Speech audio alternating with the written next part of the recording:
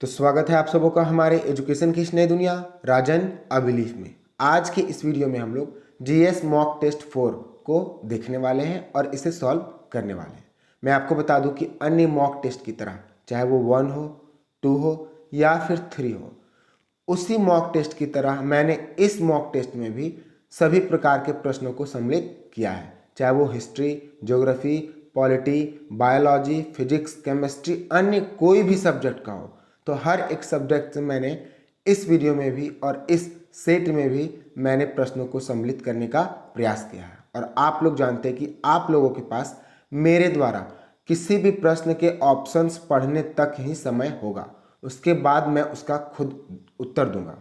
तो इसका आप लोगों को ध्यान देना है और अंत में आपको अपना नंबर कमेंट सेक्शन में जरूर बताना है, ताकि उस अनुरूप से आप आगे कार्य करें और आगे अच्छा रिजल्ट करें। तो चलिए शुरू करते हैं आज के इस वीडियो को। आज का हमारा पहला प्रश्न, जामा मस्जिद किस राज्य केंद्र शासित प्रदेश में है?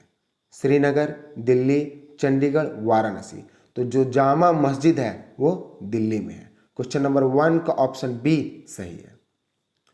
वित्तीय आपातकाल का उल्लेख भारतीय संविधान के किस अनुच्छेद में किया गया है? अनुच्छेद 350, अनुच्छेद 352, अनुच्छेद 356 और अनुच्छेद 360। तो वित्तीय आपातकाल का उल्लेख भारतीय संविधान के 360 अनुच्छेद में किया गया है। तो क्वेश्चन नंबर 2 का ऑप्शन डी सही है। नेक्स्ट क्वेश्चन, नरवर के युद्ध के दौरान अबुल फजल की हत्या कौन करता है? हेमू, बैरम खान, उदय सिंह, वीर सिंह देवबुंदेला। तो नरवर के युद्ध के दौरान अबुल फजल का जो हत्या करता है उसका नाम वीर सिंह देव बुंदेला है। तो क्वेश्चन नंबर 3 का ऑप्शन डी सही है। क्वेश्चन नंबर 4, मानव शरीर के रक्त में आरबीसी के बढ़ने से कौन सी स्थिति बन जाती है? एनीमिया, हीमोफीलिया, पॉलीसाइथेमिया और ल्यूकेमिया। तो पॉलीसाइथेमिया की स्थिति बन जाती है अगर मानव के शरीर में आरबीसी की संख्या बढ़ने लगती है। तो क्वेश्चन नंबर 4 का ऑप्शन सी सही है। मैं आपको बता दूं कि इस मॉक टेस्ट के पीडीएफ को इस वीडियो के डिस्क्रिप्शन में दे दिया जाएगा, आप वहां से इसे डाउनलोड करके प्रैक्टिस कर सकते हैं। नेक्स्ट क्वेश्चन, मस्तिष्क का कौन सा भाग मोटर नियंत्रण में अपना महत्वपूर्ण भूमिका अदा करता है? अनुमस्तिष्क यानी कि सेरिबेलम, प्रमस्तिष्क, मेडुला और पोन्स। तो अनुमस्तिष्क जो है वो मस्तिष्क का एक ऐसा भाग है जो कि मोटर नियंत्रण में महत्वपूर्ण भूमिका निभाता है। तो क्वेश्चन नंबर 5 का ऑप्शन ए सही है। अंतर्राष्ट्रीय महिला दिवस कब मनाया गया? तो आप तो इस प्रश्न का जवाब भली भांति दे सकते हैं बिना ऑप्शंस को पढ़े हुए। इसका जो उत्तर होगा 8 मार्च को होगा, क्योंकि कल ही 8 मार्च था और कल ही के दिन अंतर्राष्ट्रीय महिला दिवस मनाया गया। अच्छा, मैंने इस पर एक साइट से वीडियो बना रखा है और जिसमें मैंने इसके थीम को बताया। इसके थीम को भी एग्जाम्स में पूछे जाते हैं। तो इसका जो थीम है वो #चूज टू चैलेंज है। वर्ष 2021 का क्या थीम है? #चूज टू चैलेंज है। तो उसका भी आप लोगों को ध्यान रखना है। और मैंने जो वीडियो बनाया है उसमें मैंने अंतर्राष्ट्रीय महिला दिवस के हर एक इंपॉर्टेंट पॉइंट्स को बताया है जो आए दिन एग्जाम्स में पूछे जाते हैं। तो आप वहां से इस वीडियो को भी देख सकते हैं मेरे ही यूट्यूब चैनल पे। नेक्स्ट क्वेश्चन, निम्नलिखित में से किसकी बेटी रजिया सुल्तान थी? कुतुबुद्दीन ऐबक, नसीरुद्दीन, बलबन और इल्तुतमिश। तो इल्तुतमिश की बेटी जो है वो रजिया सुल्तान है। क्वेश्चन नंबर 7 का ऑप्शन डी सही है। भारत में अंग्रेजों के समय प्रथम जनगणना किसके कार्यकाल में हुआ था? तो Lord Dufferin, Lord Lytton, Lord Mayo और लॉर्ड रिपन। तो लॉर्ड मेयो के द्वारा भारत में सबसे पहला जनगणना किया गया था। क्वेश्चन नंबर 8 का ऑप्शन सी सही है। इसी प्रश्न को कैसे घुमा के पूछेगा कि पहली बार भारत में जनगणना कब किया गया था, वर्ष पूछ देगा। तो अगर आपको उसका उत्तर पता है तो आप इसका कमेंट सेक्शन में जरूर लिखें, क्योंकि मैंने इसके बारे में आपको पहले भी कहीं ना कहीं बताया है।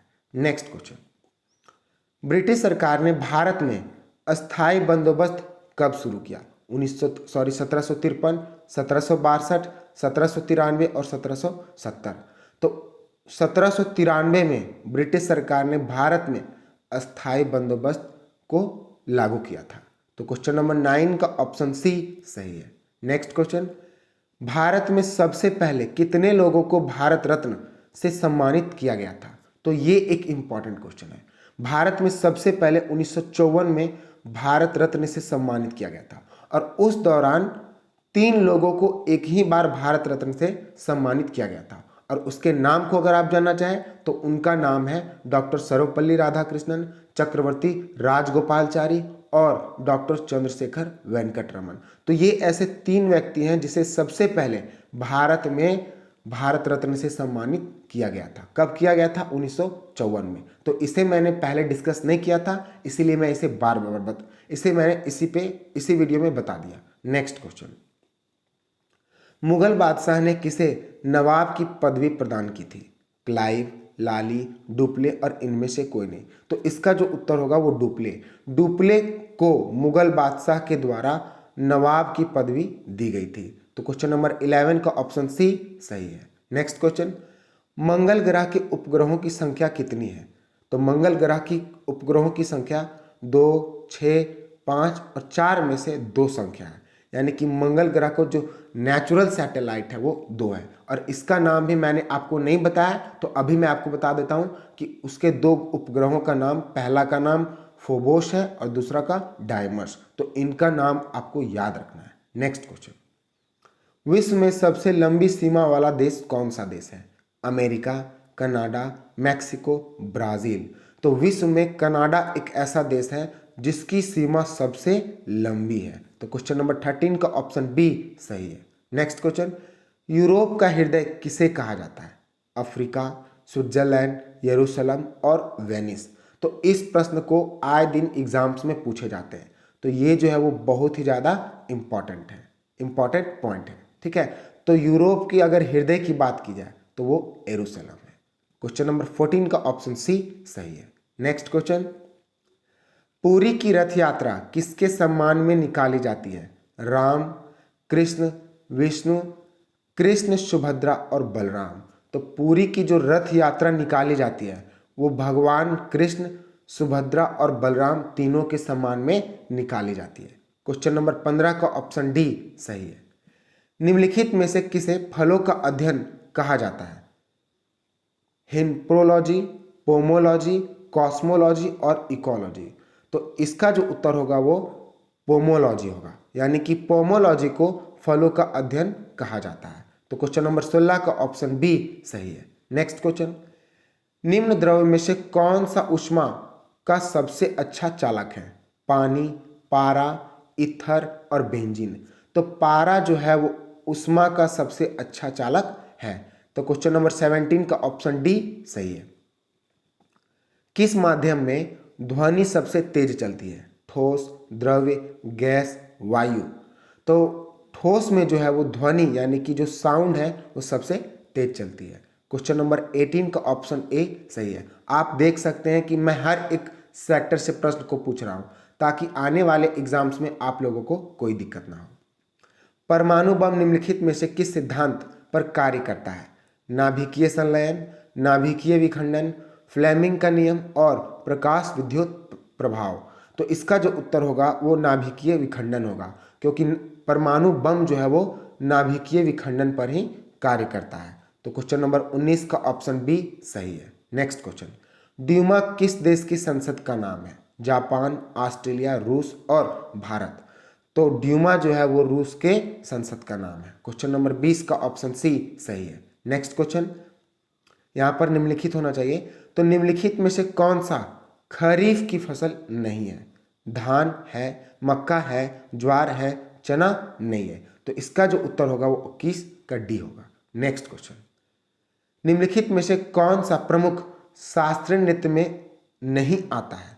मणिपुरी आता है, संतूर, रुक जाइए देखते क्या होता है, कुचिपुड़ी तो ये बिल्कुल भी आता है, भरतनाट्यम तो ये भी आता है। तो इस दिए गए ऑप्शंस में से संतूर एक ऐसा ऑप्शन है जो कि भारत के प्रमुख शास्त्रीय नृत्य में नहीं आता है। तो क्वेश्चन नंबर 22 का ऑप्शन बी सही है। नेक्स्ट क्वेश्चन, विश्व में तंबाकू का सबसे बड़ा उत्पादक देश कौन सा है? भारत, चीन, संयुक्त राष्ट्र अमेरिका और रूस। तो विश्व में जो चीन एक ऐसा देश है जो कि विश्व में सबसे ज़्यादा तंबाकू का उत्पादन करता है। नेक्स्ट क्वेश्चन, अकबरनामा किसने लिखा था? अब्दुल रहीम खाने का, फैजी अब्दुल कादिम बदायूनी और अब्दुल फजल। तो इसका जो उत्तर होगा वो ऑप्शन डी, अबुल फजल के द्वारा अकबरनामा को लिखा गया था। तो क्वेश्चन नंबर 24 का ऑप्शन डी सही है। नेक्स्ट क्वेश्चन, निम्नलिखित में से किस स्थान पर हिलती मीनारें बनाई गई हैं? तो इसका जो उत्तर होगा वो अहमदाबाद होगा, यानी कि अहमदाबाद में हिलती मीनारी को बनाया गया है। तो क्वेश्चन नंबर 25 का ऑप्शन सी सही है। अब आपकी पारी, आप लोगों को बताना है कि 25 में से कितने अंक आए हैं। अब मिलते हैं नेक्स्ट वीडियो में। All the best, good luck.